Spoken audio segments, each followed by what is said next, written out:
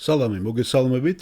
ჩვენ ვაგრძელებთ და ვამთავრებთ ჯონ მაკარტურის ბიბლიური კითხვების და პასუხების სესიას და ეს არის 53 ნაწილი, რომელიც 2006 წლის 21 მაისს იქნა ჩაწერილი. ამ ბოლო კითხვით ჩვენ დავასრულებთ და შემდეგ ლოცვით დაამთავრებს ჯონ მაკარტური ამ სესიას. სატანას შეუძლია რაიმის გაკეთება ღმერთისგან დამოუკიდებლად? გამარჯობათ პასტორ ჯონ, მე დეივი მქვია, გამარჯობა დეივ. ჩემი კითხვა იყვება სატანის როლს. მოგეხსენებათ სამყაროსთან მიმართებაში, რომელსაც უზენაესი ღმერთი მართავს და კერძოდ იმ ქმედებებთან დაკავშირებით, რომლებსაც რაღაცნაირად მას მიეწერება, როგორიც არის თესვა ხორბალში, ღვარძლის და ეს არის მე-13 თავი, გახსოვთ მათეს სახარებს, მე წავიკითხავ ამ ადგილს 24 მხრიდან. სხვა იგავის შესთავაზა და უთხრათ, სათასამეფო გავს ადამიანს, რომელმაც კარგი თესლი დათესა თავის ყანაში, როცა ეძინათ ადამიანებს, მოვიდა მისი მტერი, ღვარძლი ჩათესა ხორბალში და წავიდა. ჯეჯილი რომ აღმოცედა და ნაყოფი გამოიღო, ღვარძლმაც მაშინ იჩინა თავი. მივიდნენ მონები და კითხეს სახლის პატრონს. პატრონო, განა კარგი თესლი არ დათესე ყანაში, ღვარძლი საიდღაღა შეერია? მან კი უთხრა მათ, მტერი კაცის ნახელავია ეს, ანუ სატანის, ხომ? მონებმა უთხრეს, თუ გვიბრძანებ, წავალ და გავმარგლავთ. მაგრამ მან უთხრა, არა, რათა გამარგვლისას ღვარძლთან ერთად ხორბალიც არ ამოგრიჯოთ. გაუშვით, ერთად იზარდოს ორივემ მკის დრომდე. მკის დროს კი ვეტყვი მომკელებს. უწინ ღვარძლი მოაგროვეთ და ძნებად შეკარით, რომ დაწვათ ისინი. ხორბალი კი ჩემს ბეღელში დაახვავეთ. ასევე სიკვდილზე ძალაუფლება ებრაელთა მეორე თავში. მე-14 მუხლი, რა კი შვილები სისხლისა და ხორცის მოზიარეინი არიან, თავადაც ეზიარა სისხლსა და ხორცს, რათა სიკვდილით გააქარწყოს ის, ვისაც სიკვდილის ხელმწიფება აქვს. ესე იგი ეშმაკი, ხედავთ, ესე იგი ეშმაკს აქვს სიკვდილზე ხელისუფლება და ძალაუფლება, ამას ლაპარაკობს ადამიანი. შემდეგ გონების დაბრმავება კორინთელთა მეოთხე თავში.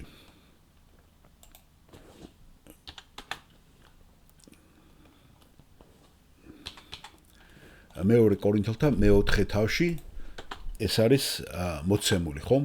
ამიტომ რა კი ღვთისწყალობით ასეთი მსახურება გვაქვს, არ ვცხვებით, არამედ უარყავით ყოველივე რაც სამარცხინო და დაფარულია და არა მზაკრობით და ღვთის სიტყვის გაყალბებით, არამედ ჭეშმარიტების წარმოჩენით წარუდგენ ჩვენ თავს ყველა ადამიანის სინდის ღვთის წინაშე.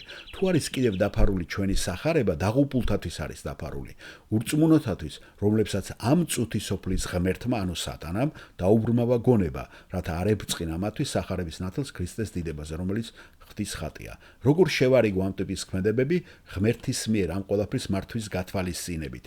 სატანა დამოუკიდებლად მოქმედებს ზოგიერთ შემთხვევაში, თუ ის ყოველთვის ღმერთზეა დამოკიდებული და ჯონ მაკარტური პასუხობს. ეს საკმაოდ მარტივია.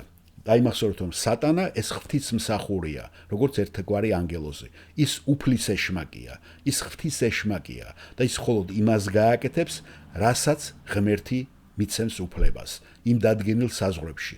და ღმერთმა მისცა მას ეს საზღვრები და იმ ჩარჩოებში ის აკეთებს, რაც ღმერთი აძლევს მას უფლებას. და ამ გარკვეულად ამ სამყაროსაც ის მართავს ამ საზღვრებში. რა საზღვრებიც ღმერთმა მას დაუდგინა.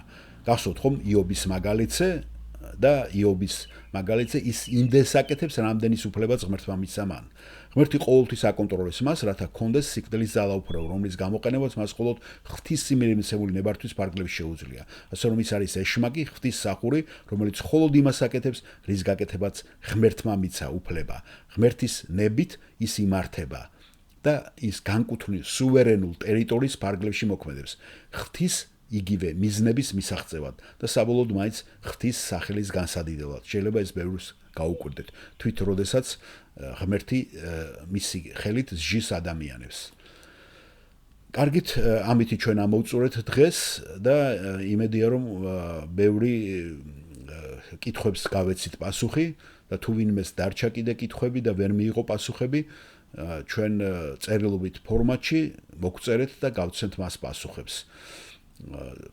ძალიან გამამხნევებელია, ძალიან იმედის მომცემია ესეთი შეხვედრები და იმედია ყველას რაც თქვენ გულში ქონდათ, ყველამ გულწრფელად გამოთქვით ეს თქვენი პრობლემები ჩვენს წინაშე. და თუ ჩვენს შესაძლებლობაში ყოველთვის იქნება ამისი დრო, ჩვენ აუცილებლად ამას გავაკეთებთ.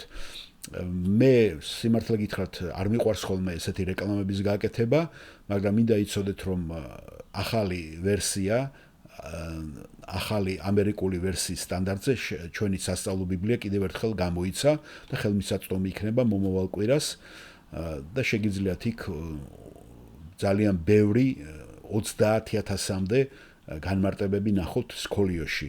ასე რომ თუ ვინმეს მოუნდება მამის ყიდვა, იქნება ეს შემოსასვლელში დაალაგებული. მე ამას იმიტომ არ ვამბობ, რომ ბევრი ბიბლიები გავყიდო, უბრალოდ ინფორმაციას გაწვდით. ეს ტერასაზე იქნება და ხელმისაწვდომი იქნება ყარი ყდითაც ეს რომ აიღოთ.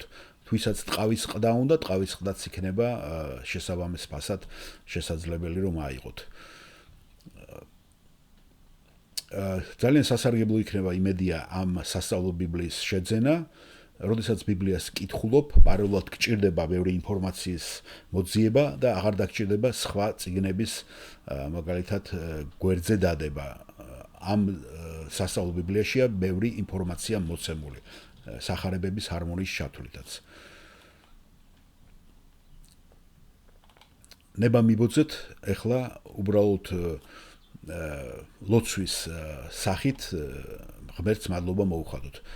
მამაო, მადლობა ამ შესანიშნავი საღამოსათვის, ჩვენი ძვირფასი თანამეგობრობისათვის და სასიხარულოა რომ ჩვენ მადლის ამ სათემოს ეკლესიაში ყავს ისეთი მრევლი, რომელიც იზრდება სულიერად, რომელსაც აინტერესებს, რომელიც ხარობს შენ სიტყვაში და სვავს ესეთ საინტერესო კითხვებს. ასევე მადლობა გიხდით იმ ადამიანებისათვის, რომლებიც ჩვენ ეკლესიაში ახლად შემოგვიერთნენ და იმედია რომ ისინი ჩვენ საკრებულოს კიდევ უფრო გაამაგრებენ და გააძლიერებენ. მადლობა იმ ოჯახებისთვის, ახალგაზრდებისთვის, ბავშვებისათვის, ყველასთვის გიხდით მადლობას, რომლებსაც შენ ასე მადლიანად აკურთხებ. დაეპატივი გქონდეთ ყველაფერში, რაც დღეს ჩვენ გავაკეთეთ. ჩვენი გულები განახლდეს და სიხარულით გემსახუროთ ყოველთვის. იესო ქრისტეს სახელით ყველამ თქვათ ამინ. ამინ და მადლობა მოსმენისათვის.